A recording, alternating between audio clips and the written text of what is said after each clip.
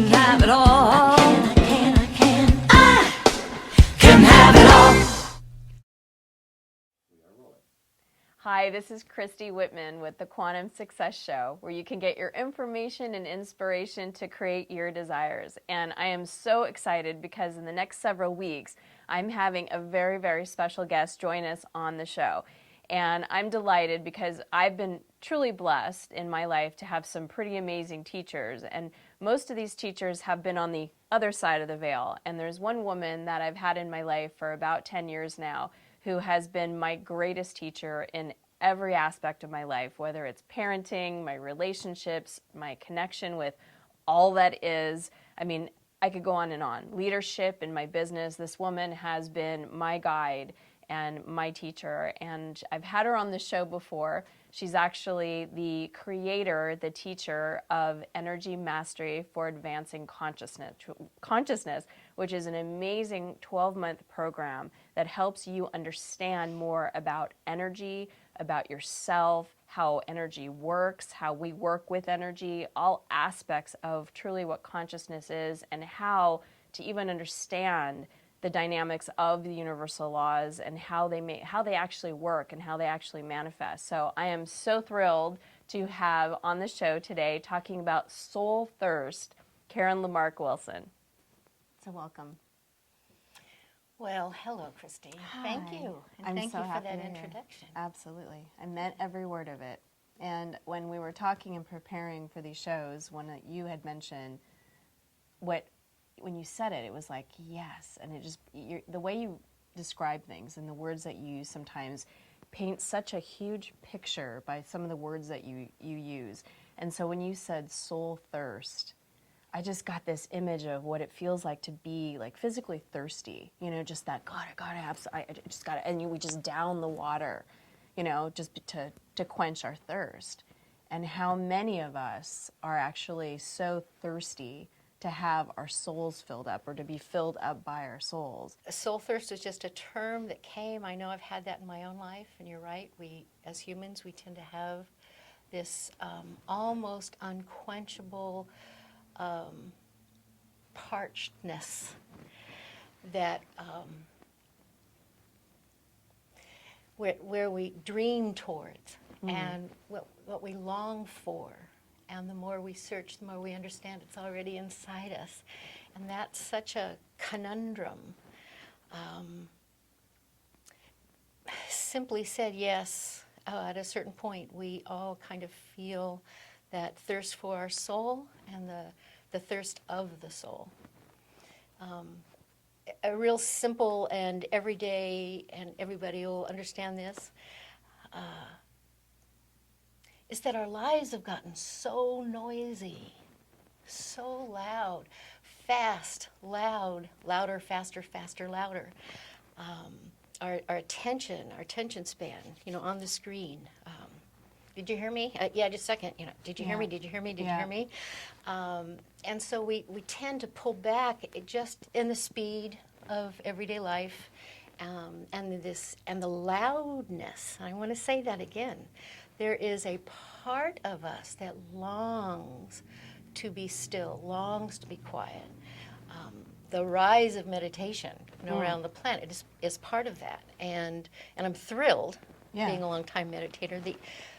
The difficulty for many people, though, is getting still enough.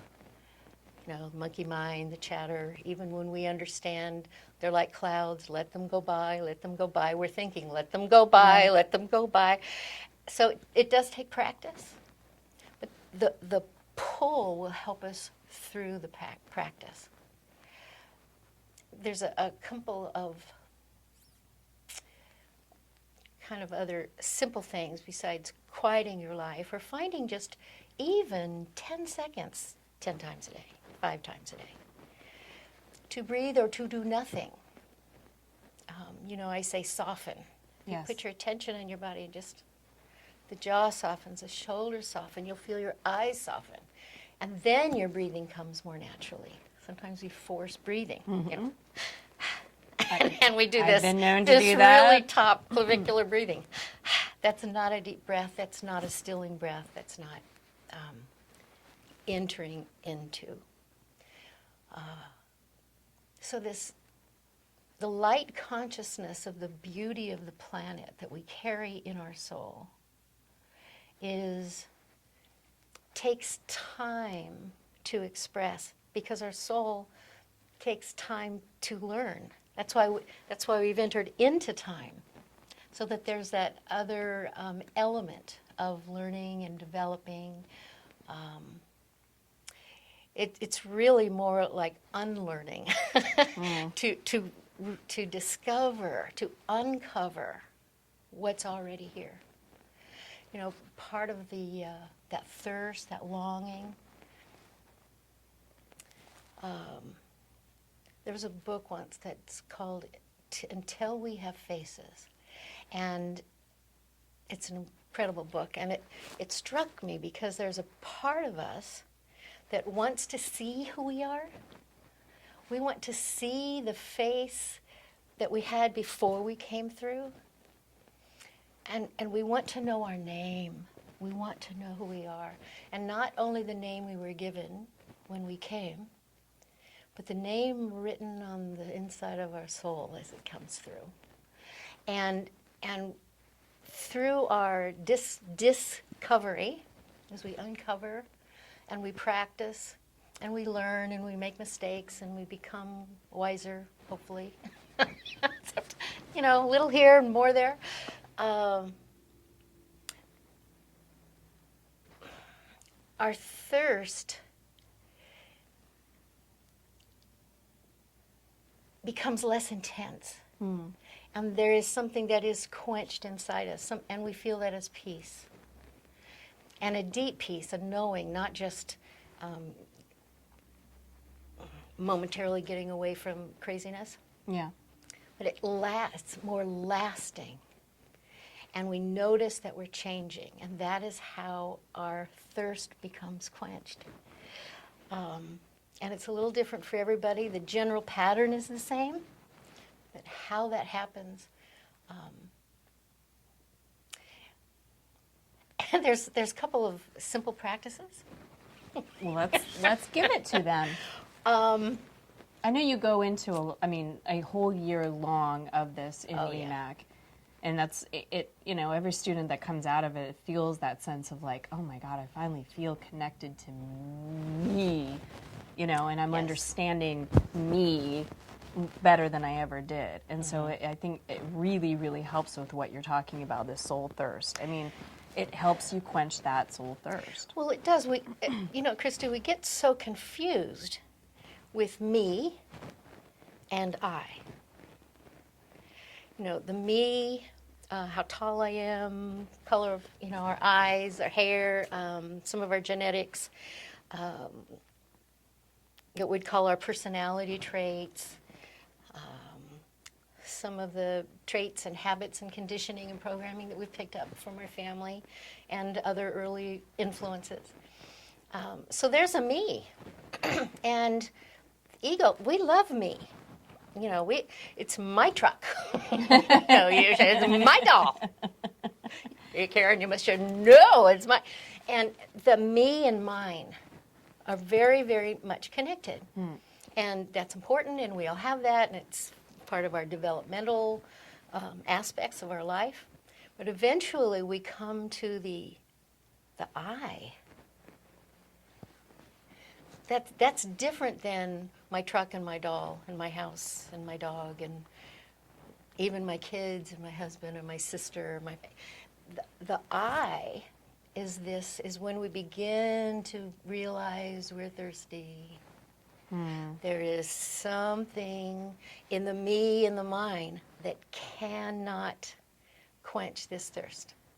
And I think that's I know you and I have had many talks on this, is that I was raised and thought that if you just get the things that you were taught, you know, the money or the man or the kids or whatever the outside things are, you know, then you would finally feel.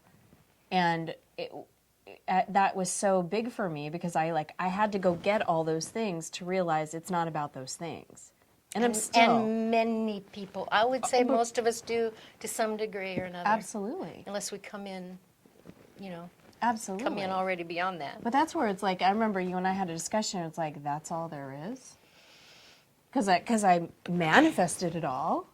Shouldn't I be the happiest, you know? There's the versus there's the should. should, right? There's Yep. the conditioning of, but if you just have all that, if it's just a perfect picture, then you'll finally be happy. And I felt even more, I'm grateful for all I have. Of course. But I'm now coming at a totally different understanding that it's more about the soul. And Well, see, that's really what being grateful for what you have means. Grateful for all the lessons I learned along the way. yes.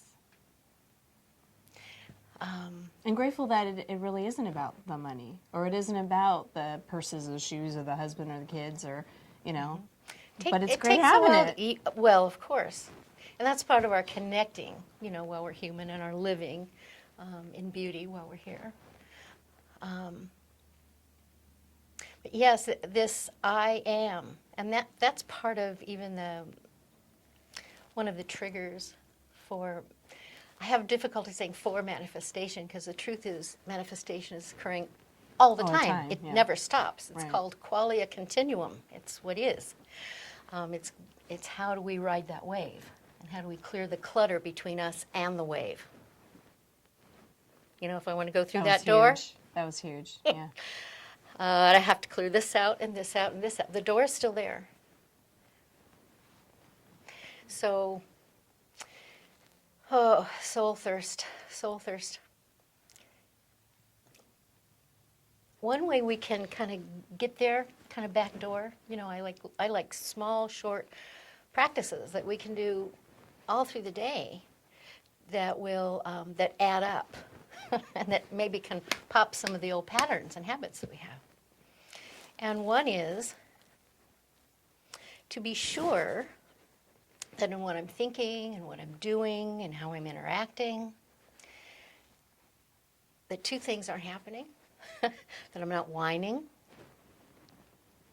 Real easy to do. Oh, yes. And that I'm not lying. Explain more. Because they're very close. So let's say a situation comes up, or I get a charge as soon as I do the JLM, you know, the Just Like Me, Yes. reminding everybody. If you get a charge about something, it's something that you already have or that you have done in the past, and it's reminding you that you don't need to do that anymore. It's not really that person that's triggering you, it's the triggers inside you. Right. So once I do a JLM, I'm going, okay, all right, I remember when I did that, or is that still in there? And those are then that's the next level of questioning. Because you have a thought, we have a perspective, right? So it's either, so am I whining? In other words, am I going, poor me? Right, right. Always important to check in on. Well, yeah. Because Yeah. for me, you know, it used to be half the time, yes, Karen, you are. Oh. Or am I lying?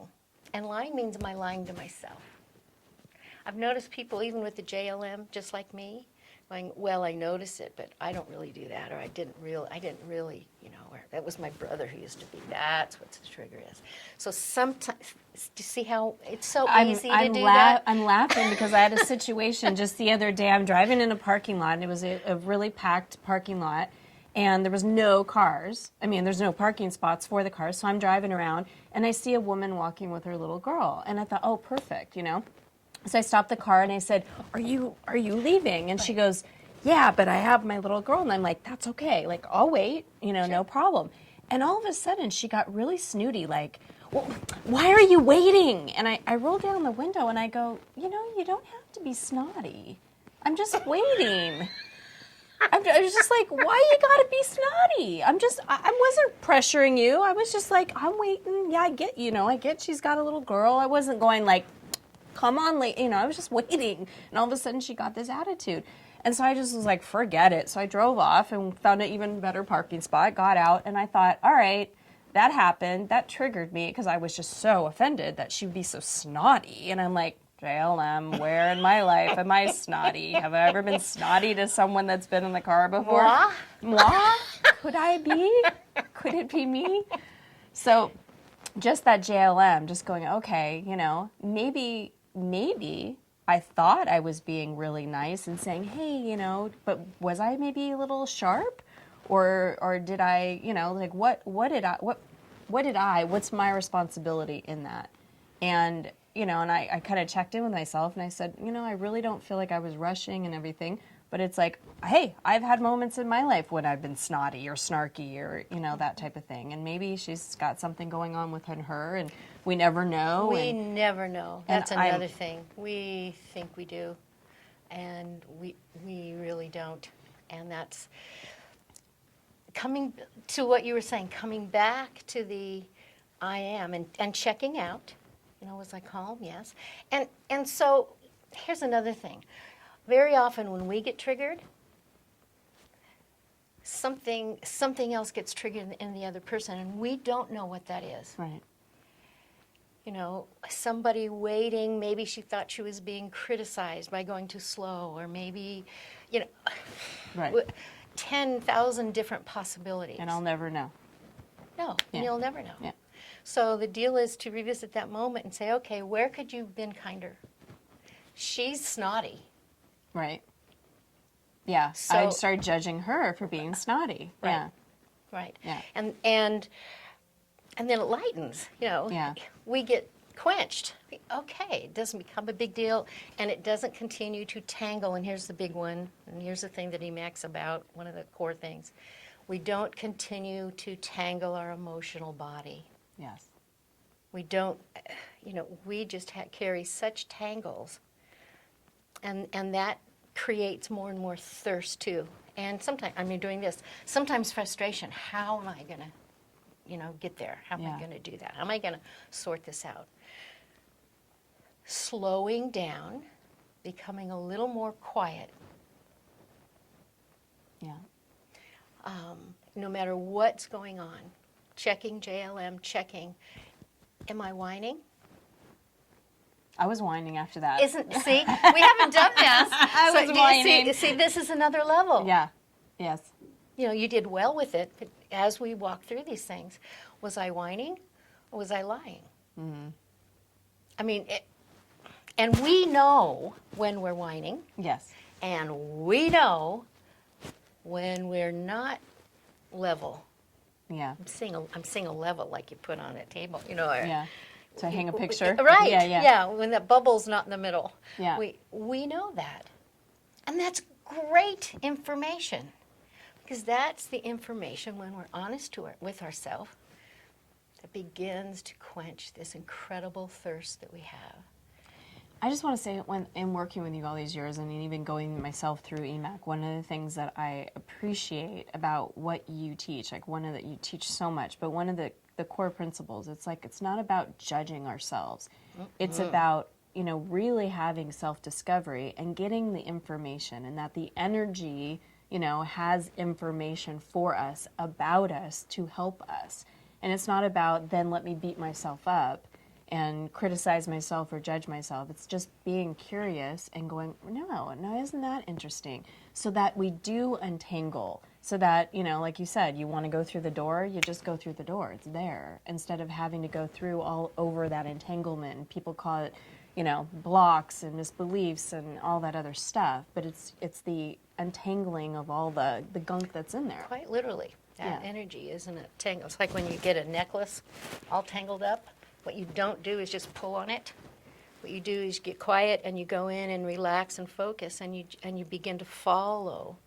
And that's the track to go within and to follow, because there's the soul thirst doesn't go away.